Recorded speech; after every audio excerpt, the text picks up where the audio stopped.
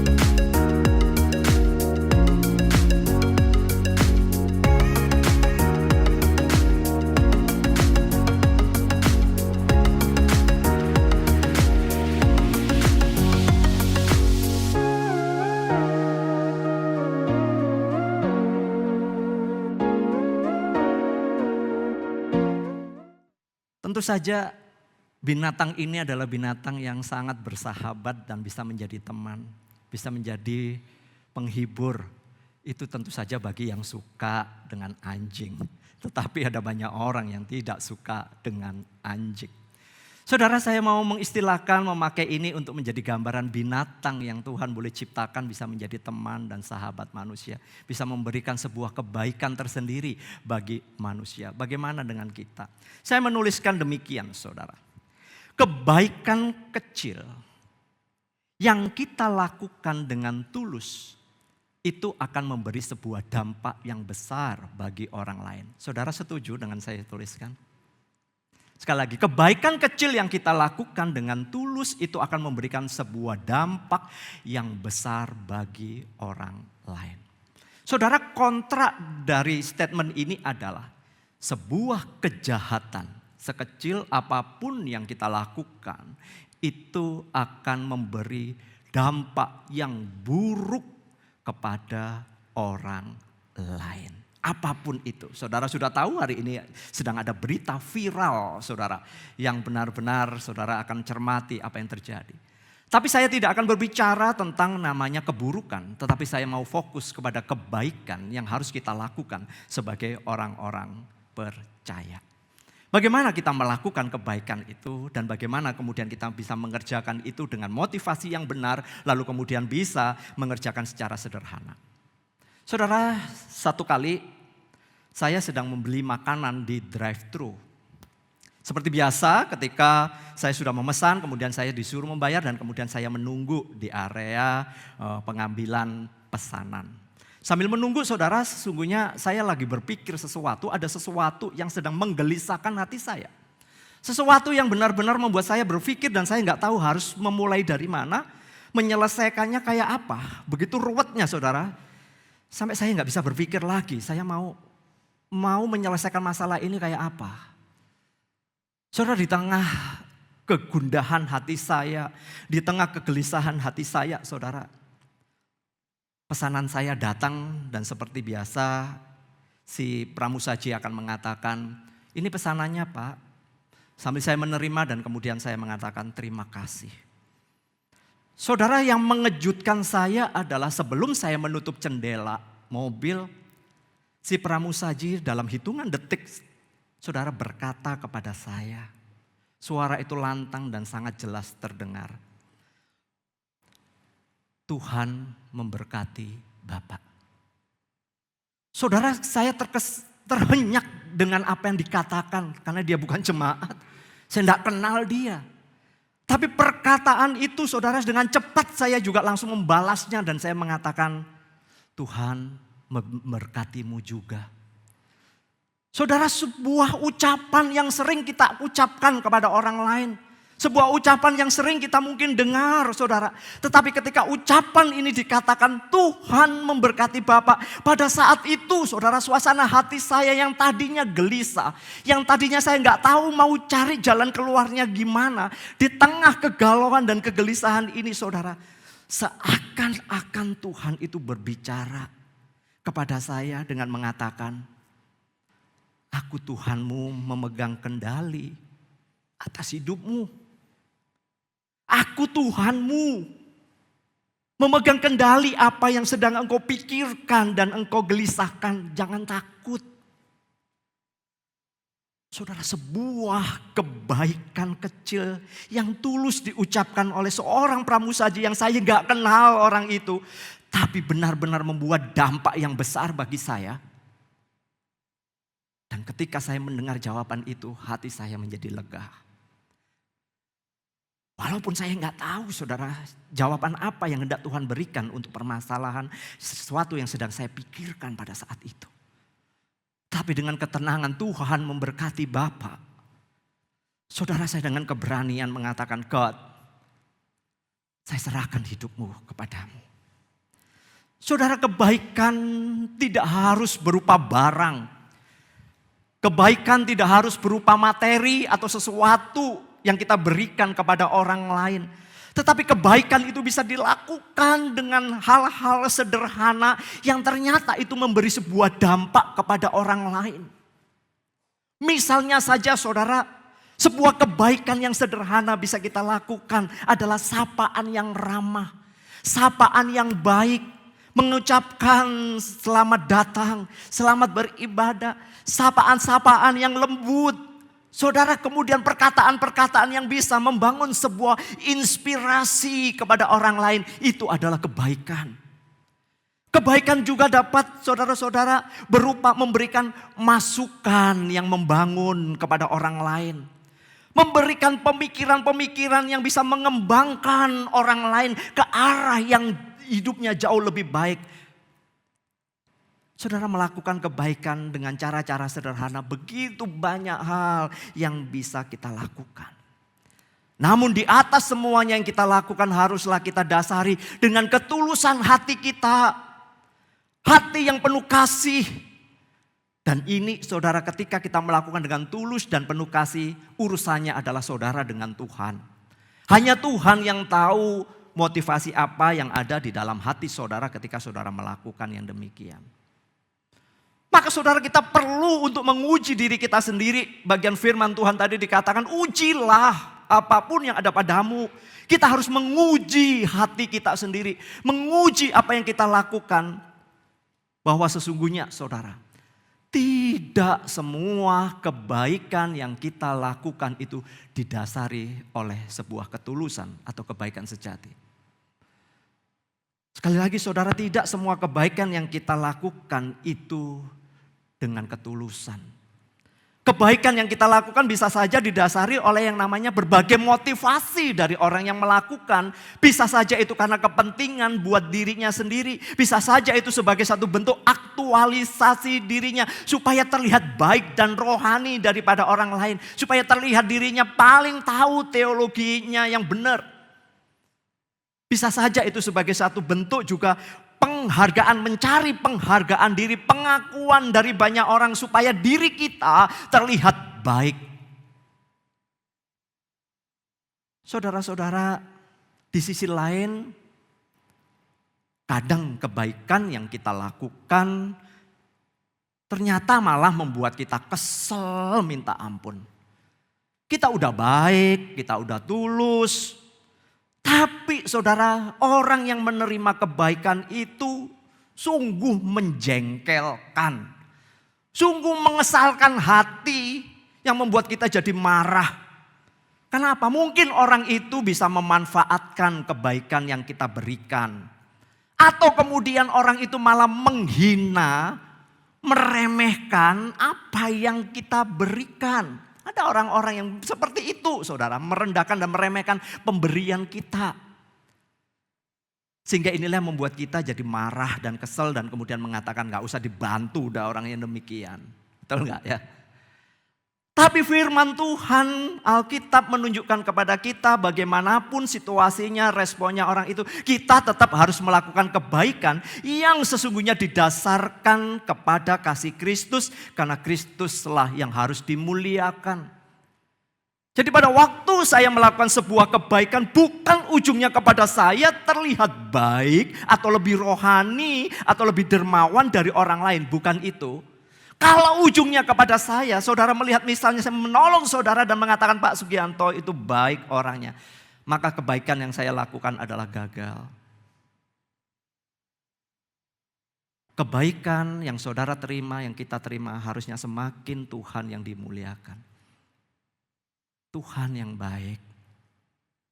Tuhan memberkati saya, menolong saya lewat si ini. Terima kasih ya Tuhan, Engkau layak untuk dimuliakan dan saya semakin percaya kepadamu.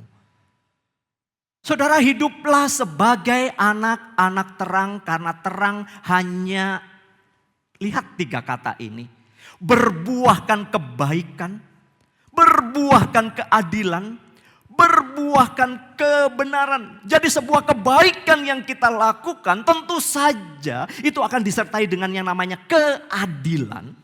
Tetapi juga di sana saudara-saudara, kebaikan yang kita kerjakan juga didasari dengan sebuah kebenaran. Firman Tuhan menyatakan kepada kita bahwa kebaikan yang kita lakukan sejatinya adalah pancaran dari kasih Tuhan yang ada di dalam diri kita. Karena dikatakan hiduplah sebagai anak-anak terang. Dari mana terangnya? Tentu saja dari Allah yang sudah memberikan terang di dalam hati kita. Setelah kita berada di dalam terang Kristus, terang itulah yang kemudian terus-menerus memancar di dalam hidup kita, mengubahkan hati kita, mentransformasi pikiran kita, yang bukan saja semakin kita memahami kasih Allah, tapi juga mendorong kita untuk menyatakan kasih Allah itu kepada orang lain. Jadi di sini tidak berhenti hanya kepada satu titik. Tuhan mengasihi saya terima anugerah, saya terima keselamatan, mati masuk surga, finish. No. Kita harus menyatakan kebaikan Allah yang kita terima, yang kita rasakan kepada orang lain secara real, secara nyata dalam tindakan, perbuatan, perkataan. Disitulah dikatakan terang itu, kalau kamu anak-anak terang, maka hidupmu akan berbuahkan kebaikan, berbuahkan keadilan, berbuahkan kebenaran. Saudara-saudara, kita bisa melihat bahwa kebaikan itu adalah pancaran daripada kasih Kristus yang ada di dalam hidup kita. Dan hal-hal yang baik yang dilakukan oleh anak-anak Allah adalah hasil daripada karya Kristus yang ada di dalam diri orang percaya itu. Kenapa? Kristus adalah terang itu sendiri kalau kita melihat. Sebagai kontranya, perbandingannya saudara bisa melihat di dalam ayat yang ke-11. Karena saya hanya membacakan 4 ayat saja. Kalau konteksnya saudara bisa melihat di dalam pasal 4 dan lain sebagainya saudara. Ini runtutannya panjang tapi saya mau menyimpulkan secara cepat. Di dalam ayat 11 diberikan sebuah kekontrasan yaitu saudara. Ayat 9 berbicara tentang apa? Berbicara tentang terang. Sekali lagi di ayat yang 9 dikatakan hiduplah di dalam terang. Terang itu menghasilkan apa? Buah kebaikan, kebenaran dan keadilan. Tetapi saudara, setelah ayat 10 berbicara tentang ujilah, ayat yang ke-11 itu menarik karena dikatakan di sana, kegelapan itu tidak menghasilkan buah apa-apa. Sebuah keadaan kontras yang luar biasa. Anak terang akan menghasilkan kebaikan, keadilan dan kebenaran. Tetapi kalau engkau tinggal di dalam kegelapan, kamu tidak menghasilkan buah apa-apa. Metafora ini saudara sangat jelas. Karena apa? Terang sangat dibutuhkan oleh semua makhluk hidup. Misalnya tumbuhan. Tumbuhan akan bertumbuh dengan baik dan kemudian menghasilkan buah karena beroleh terang yang cukup. Sementara kalau tumbuhan itu saudara-saudara berada di dalam gelap terus, maka tidak akan pernah namanya bertumbuh apalagi berbuah. Maka kegelapan justru akan membawa kepada kehancuran dan kematian. Maka di sini saudara kita bisa menyimpulkan dari bagian ini bahwa kebaikan sejati itu harus didasarkan kepada kasih Kristus, yang mana kebaikan itu menggambarkan sebuah perilaku yang menumbuhkan orang lain. Perilaku yang kemudian sikap kita menghadirkan damai sejahtera bagi orang lain. Yang kemudian membawa kita bersama-sama dengan orang itu semakin bertumbuh mengenal Tuhan dan mengasihi Tuhan. Lalu kemudian bersama-sama membagikan kebaikan itu kepada orang yang lain lagi. Saudara, inilah sesungguhnya kehidupan kekristenan yang Yesus mau. Yesus datang saudara dalam segala kesederhanaan. Yesus tinggal dengan orang-orang sederhana dan kemudian melihatlah kebaikan-kebaikan yang Yesus lakukan. Sekalipun respon yang dilakukan oleh penerima kebaikan itu sangat mengesalkan. Tapi Yesus tetap baik. Saya dan saudara orang berdosa, berapa kali kita berdosa, tapi Tuhan tetap baik dan mau mengampuni, bukan? Sekali lagi statement yang pertama saya tuliskan adalah kebaikan kecil yang kita lakukan dengan tulus itu akan memberi dampak yang besar bagi orang lain. Setuju saudara? Renungkan kalimat ini melalui klip ini. I wish I could go back to the very first day I saw you. Should have made my move when you looked in my eyes. 'Cause by now I know that you'd feel the way that I do. And I'd whisper these words as you'd lie here by my side. I love you. Please say you love me too. Bagi saya dan saudara mungkin menerima bunga agak aneh. Kalau saya menerima bunga mungkin saudara malah keplakan ke orang itu, apa-apaan kasih bunga. Betul ya? Kecuali bunga bank saudara akan terima. Tapi bagi orang bule, ya, flower, bunga itu is very very berharga. Saudara, sebuah kebaikan kecil ketika melihat sosok pasangan yang mungkin dingin di dalam pembicaraan, lalu ada seseorang yang memberikan setangkai mawar untuk diberikan kepada kekasihnya. Dan kekasihnya kemudian berubah, hanya setangkai mawar. Sekali lagi ini konteksnya orang barat bule. Kita nggak terima mawar, kita nggak terima bunga yang demikian saudara ya. Kita suka bunga bank saja, lebih enak saudara. Tapi saudara, saya mau aplikasikan kebaikan kecil apa yang saya lakukan yang ternyata itu bisa memberikan sebuah dampak yang besar kepada orang lain. Kebaikan macam apa yang bisa saya lakukan? Saya mau kasih contoh yang sederhana buat kita yang ibadah tempat ini. Saudara, setiap kita pada saat ini ibadah dan datang udah dari rumah niatnya ibadah, bukan? Ya. Mungkin sebagian kita dengan zaman sekarang sudah tidak membawa Alkitab karena dirasakan secara tebal. Bible is very big, merepotkan. Maka sekarang saudara-saudara Alkitabnya cukup pakai handphone. Oke.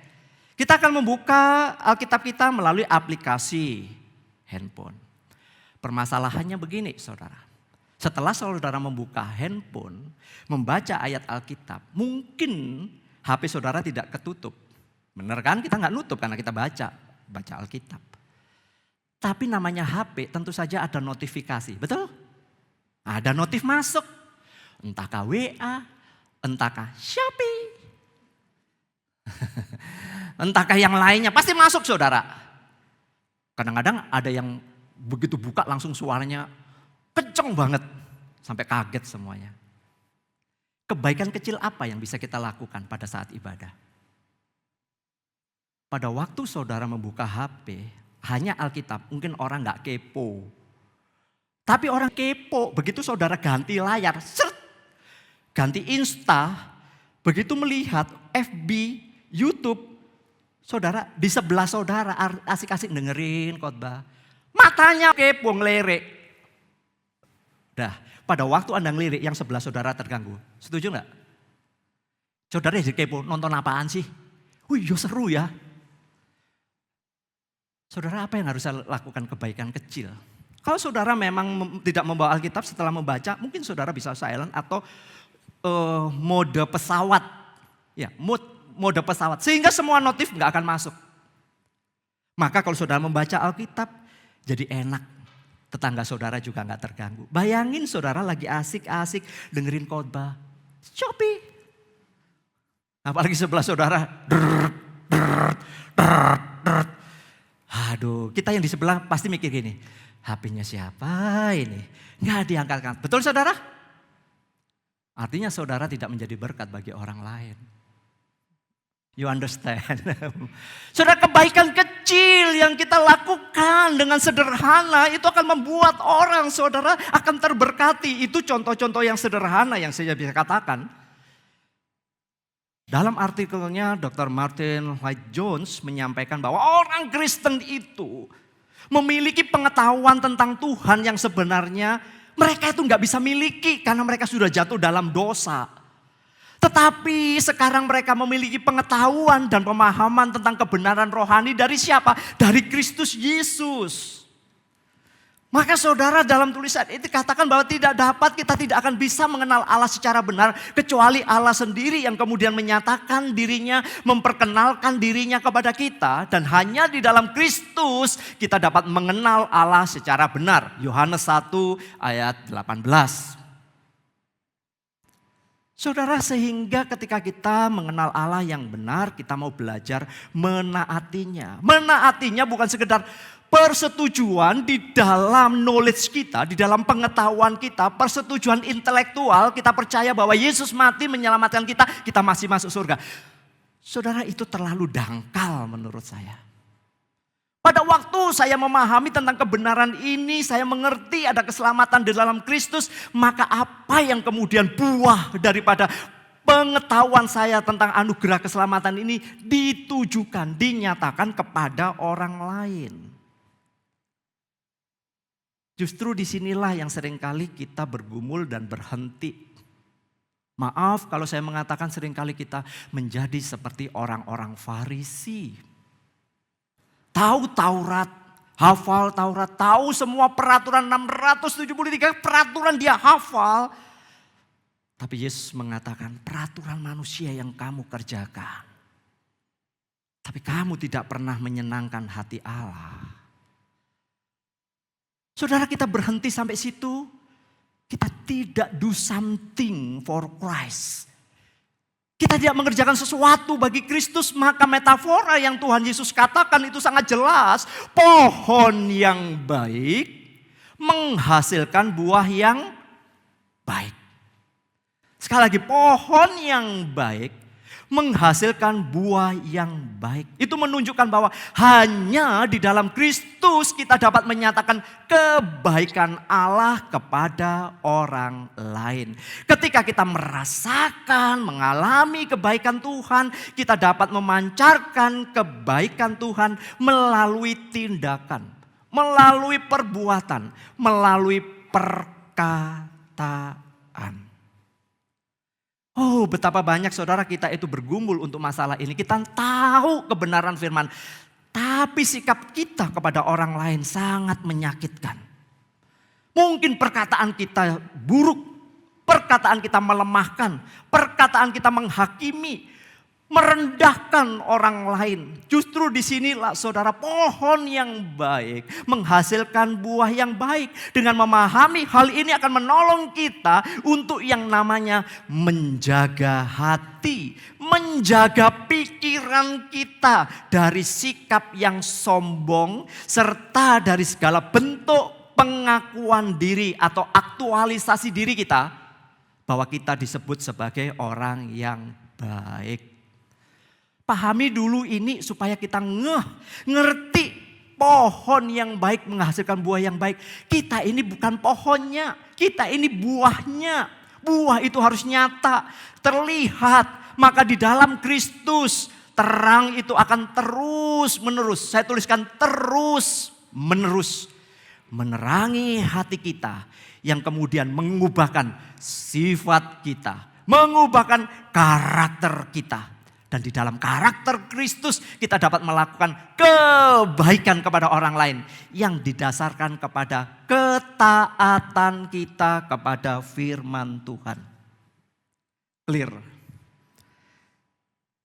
Ketika firman mengubahkan sifat kita, karakter kita, maka saudara itu akan memancar keluar yang kita lakukan kebaikan karena ketaatan kita kepada firman. Dengan demikian saudara, buah yang baik itu hanya dihasilkan oleh pohon yang baik. Dan saudara, hasil buah itu bukan untuk dinikmati sendiri. Puas dengan diri sendiri, bukan. Tetapi buah itu harus bisa dinikmati oleh orang lain. Inilah esensi daripada iman Kristen. Iman kita bukan hanya dinikmati oleh kita sendiri melalui fellowship persekutuan dengan Allah. Tetapi saudara, anugerah itu bisa dinikmati oleh orang lain.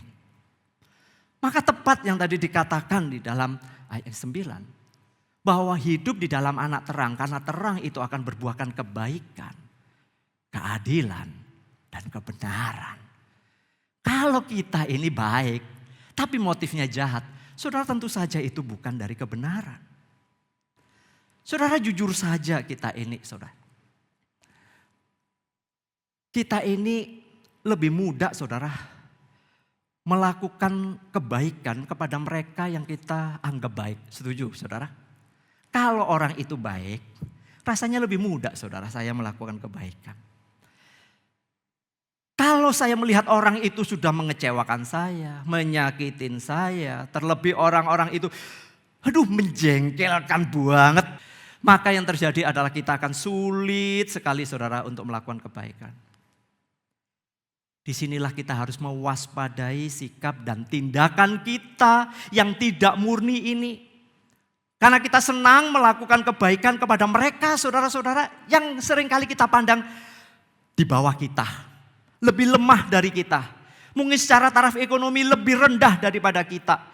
Statusnya lebih rendah daripada kita. Karena rasanya kita itu lebih mudah saudara melakukan kebaikan seperti itu. Karena kita memandangnya adalah orang-orang itu di bawah kita. Dan inilah yang paling sering mendasari saya dan saudara di dalam melakukan sebuah kebaikan. Saudara-saudara, sisi lainnya kalau saya boleh mengatakan membalas kejahatan dengan kejahatan. Membalas perlakuan buruk dengan perlakuan buruk menurut kita itu ya cengli lah, bagus lah, itu impas. Tapi firman Tuhan, Alkitab menunjukkan kepada kita bahwa kita harus tetap melakukan kebaikan saat kita tidak mendapatkan balasan kebaikan. Itu Alkitab. Jadi sulit, sangat sulit. Berat, sangat berat. Terjadi sebuah kontradiksi di dalam hati kita. Dan disinilah Tuhan Yesus mengingatkan kepada kita agar kita tetap melakukan kebaikan sekalipun memang itu berat untuk dilakukan. Karena apa? Kebaikan sejati yang didasarkan kepada rencana Tuhan harus dikerjakan dengan ketulusan, kerendahan hati, dengan sukacita dan bukan karena terpaksa. Saudara, kita bergumul bersama-sama. Saya bergumul, saudara bergumul. Tetapi ada Roh Kudus, kita bisa meminta hikmat kepada Tuhan supaya kebaikan yang bisa kita lakukan itu adalah kebaikan yang benar-benar saudara bisa memberkati orang itu. Kebaikan itu misalnya berupa saudara memberi nasihat yang benar. Nasihat yang menumbuhkan. Kemudian mengarahkan orang itu kepada kebenaran. Memberikan sebuah pencerahan yang membawa orang lain untuk semakin mengenal Kristus. Untuk orang itu hidup yang bisa mengandalkan Tuhan.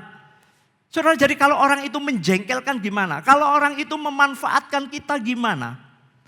Saya bisa mengatakan saudara, kita bisa melakukan kebaikan yaitu dengan memberikan sebuah pemahaman kembali kepada orang itu. Bahkan menegur pun adalah menegur dengan kasih. Saudara, kadang-kadang memang khotbah di mimbar jemaat diajak, ayo lakuin kebaikan orang lain, kebaikan orang lain. Rasanya kita belum pernah mengkhotbahkan yang namanya gimana kalau kita terima kebaikan dari orang lain. Belum pernah ya. Gimana respon saya ketika ada kebaikan yang saya terima dari orang lain? Nanti saudara dengerin di renungan gembala yang kalau nggak salah hari Rebo ya. Kadang-kadang ada yang menjengkelkan memang saudara. Tapi saya nggak akan spill dulu saudara, nanti dengerin di gembala saja saudara. Dengerin di gembala saja. Saudara, ini pergumulan. Gimana caranya kalau saya sebagai orang yang menerima kebaikan? Nanti dengerin di gembala saja. Saudara, sekali lagi ini penting untuk saya boleh mengatakan kepada saudara. Kebaikan itu akan memberi dampak kepada orang lain. Untuk melakukan kebaikan yang sama kepada orang lain juga. Ini loh saudara, rantai kebaikan. Saya kasih contoh misalnya seorang anak yang berumur 8 tahun, nanti saja search-nya jangan sekarang. Saudara lihat saja, ketik aja Alex McKelvey yang memberikan 600 tindakan kebaikan. Awalnya adalah ketika anak ini saudara ingin menghormati di dalam merayakan ulang tahun neneknya yang ke-60.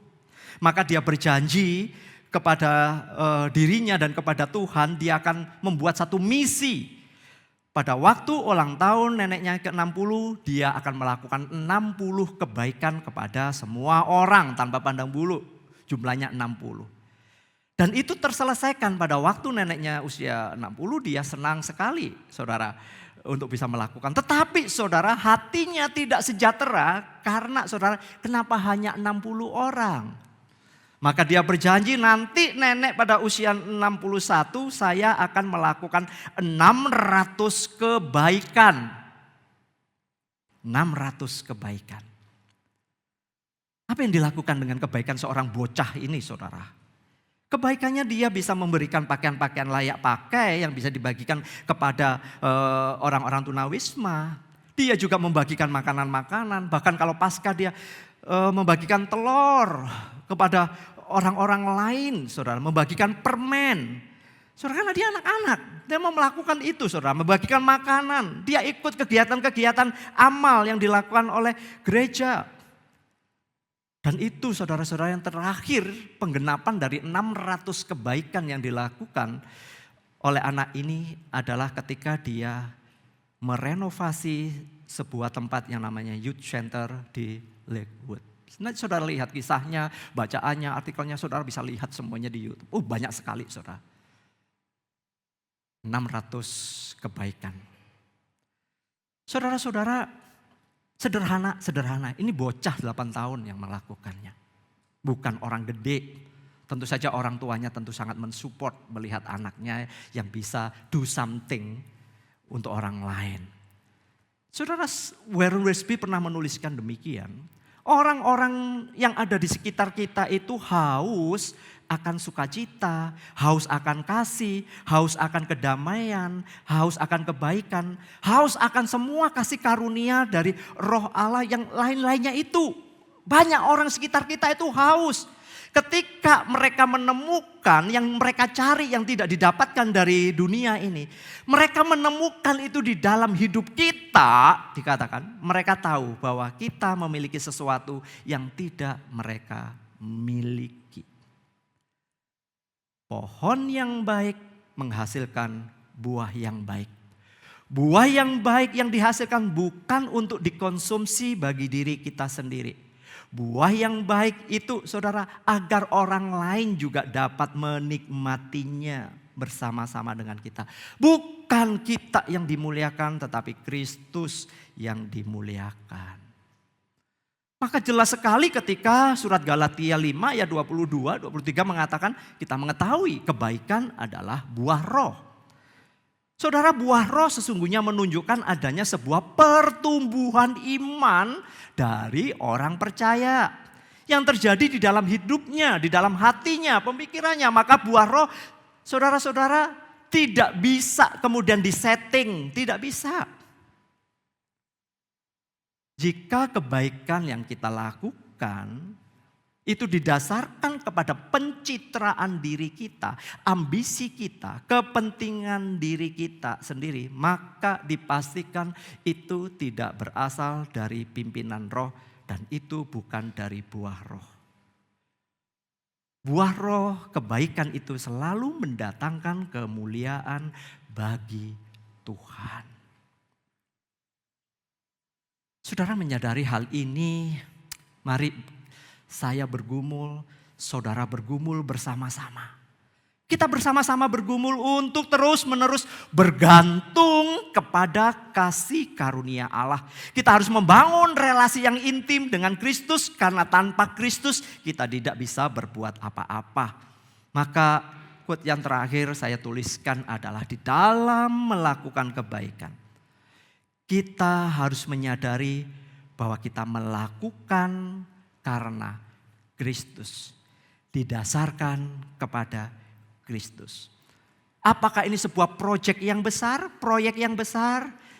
Tidak harus proyek yang besar. Hal-hal sederhana yang bisa kita lakukan. Sekarang lihat kanan kiri, tepuk kanan. Yuk lakukan kebaikan hari ini. Ayo tepuk dulu sebelum saya menutupnya. Tepuk dulu. Lakukan kebaikan hari ini. Ya, lakukan kebaikan. Ini proyek lo ya saudara. Pulang saudara keluar, lakukan kebaikan. Nanti jangan marah-marah sama tukang parkir saudara ya. Ngomelin, marahin, pulang nanti rebutan, gak dapat kopi, saudara jadi marah. Saudara, lakukan kebaikan. Siapa tahu saudara mau membuatkan kopi buat orang lain. Mari kita terus berdoa agar kita tidak menyimpang dari tujuan Tuhan. Mari dengan berdoa kita meminta kerendahan hati kita. Supaya kita melakukan kebaikan dengan tulus. Tidak bersungut-sungut atau terpaksa. Sekalipun orang itu mungkin menurut saudara tidak layak untuk terima kebaikan. Tebarkan terus kebaikan. Sebab Kristus yang harus dimuliakan. Amin. Kristus harus dimuliakan. Soli Deo Gloria.